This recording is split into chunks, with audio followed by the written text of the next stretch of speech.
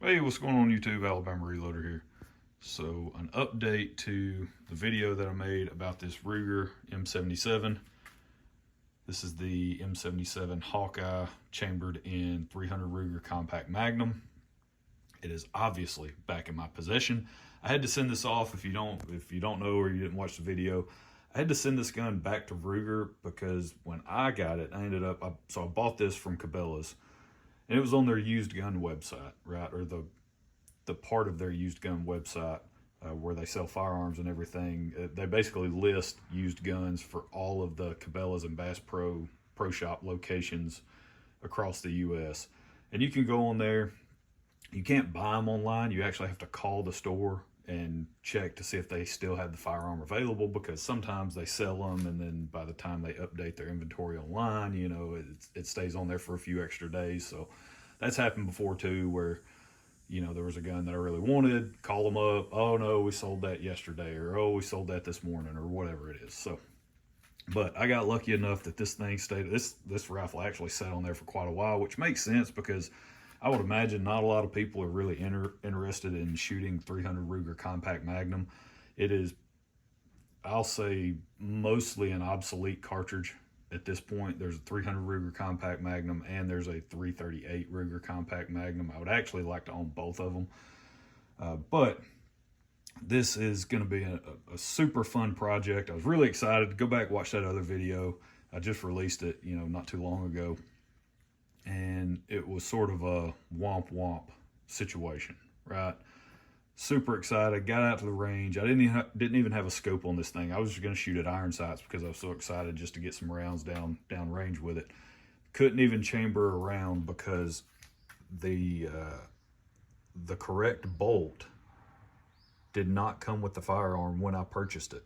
So this requires a Magnum bolt face. It's a short action, so short action bolt, but it requires a Magnum bolt face. The bolt that was in this gun when I bought it was a standard bolt face. So think of like a 470 bolt face, like a 308, 30-06, 270 Winchester, sort of think of this case head diameter, right? Just sort of standard bolt face. And of course was able to determine that out on the range, got back, called Ruger. Actually, first I sent him a message and sort of explained the situation, and I received a response that said, hey, please call the help desk or the customer service line and we'll put you in touch with a technician. They can walk you through everything on what you need to do. A couple of options. I could have shipped this back myself. They would have provided me a FedEx shipping label direct to Ruger. They did encourage me to use an FFL though, which is the way I was going to go anyway. But just in case anything ever happens in the shipping process and all of that fun stuff, it's just much easier for those guys to deal with an FFL shipping the firearm direct to them. It just makes life so much easier. So that's the route that I went. Ran over to Mr. Big Guns, dropped it off. Not long after I made that video is when so I dropped it off first, right? I went ahead and filmed the shooting range portion of the video, and then I dropped the firearm off to Mr. Big Guns. Then I filmed the second part of that video where I just talk about, oh, hey, here's the situation that I ran into, and I got the rifle shipped back to Ruger. They quoted me like 6 to 8 week turnaround time on getting this thing back. It was like a couple weeks. I was shocked at how fast. I was not expecting it to come back as fast as it did. It might not have even been gone a couple of weeks, to be honest with you, from shipment of the FFL to receipt back at the FFL. It was probably less than a couple of weeks. But I was traveling for work at the time, so I wasn't really keeping up with it. But I was pleasantly surprised at how fast it came back. Now, what they did on the paperwork that they sent with it, they said obviously they replaced the bolt with the correct one, right? And which it does have a Magnum bolt face. I've already checked. So good there. And they also went ahead and shot a 3-shot group at 50 yards. I'm assuming with iron sights, because that's how the gun was shipped out. So they took a picture of the factory ammunition that they used. It's the Hornady Custom 165 grain SST. There's the lot number as well. 3-shot group at 50 yards. So, yeah. They're giving you what, there's your measurement 7/8. So I mean, realistically, you know, at 50 yards, I mean, that's not extremely tight, but for iron sights, that's definitely pretty good performance. I was pretty pleased to see that level of performance. Now, once I got it back, picked it up, got home, I also had Mr. Big Guns go ahead and order me a set of the Ruger scope rings. Again, I think I went over this in the video where Ruger has that proprietary mounting system, you know, whatever. It is what it is. So if you get into a Ruger M77, just know that it can be a little bit of a pain dealing with that proprietary mounting system. But they also sell these scope rings. You have to buy them individually because of this offset, right? It's a little bit taller on the front of the action versus the rear. It's shorter. So you actually need 2 different height rings. And luckily they sell these in a set. So I ended up picking up this set. This is the, I think it's medium height maybe. Because I think the rear ring is actually a tall and I think the front is a medium. But I went with that height just to make sure that I would have plenty of clearance because I wanted to put this Burris 2-8 by 35 scope on here. And I think it looks great. Might could get away with a low, maybe. I don't know how that would look.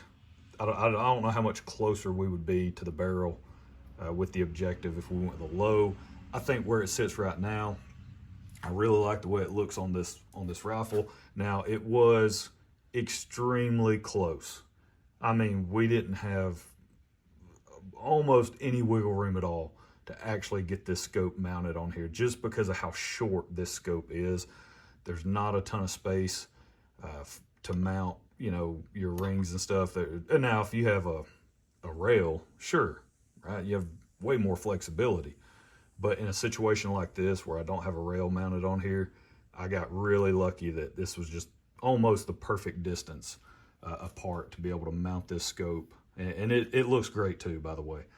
With that scope height, whenever I shoulder the firearm, I mean, it is basically perfect for how I like to shoot. Now, depends on who you talk to. This is personal preference in my opinion whenever you're hunting. But, you know, some people, they really like to basically pile drive their face down into their stock and get as low as possible and get their scopes as low as possible. For me, that's just not a comfortable position, even let alone shooting on the bench. But even when I'm hunting, that's not a comfortable position for me when I'm shooting and hunting. And so if it's not comfortable, guess what? I'm probably not going to shoot that well. That's really the big thing that I'm a fan of, is make sure it's comfortable for you and that you like the way that the firearm handles and is set up, because if it's comfortable for you, then you're going to shoot it much better.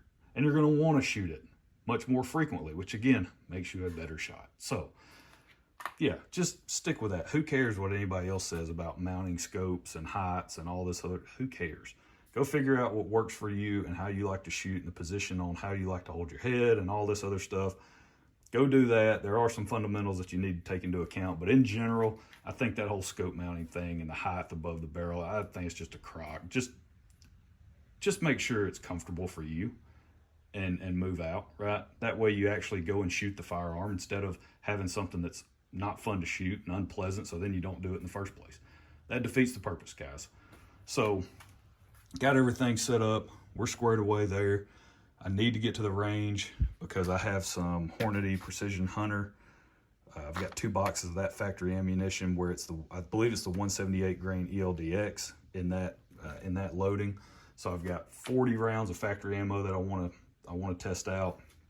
Once I do that, my plan is to come back and give these guys a shot. Some North Fork 165 grain bonded bullets. These are great hunting bullets, an amazing option if you're looking for a bonded bullet for hunting purposes.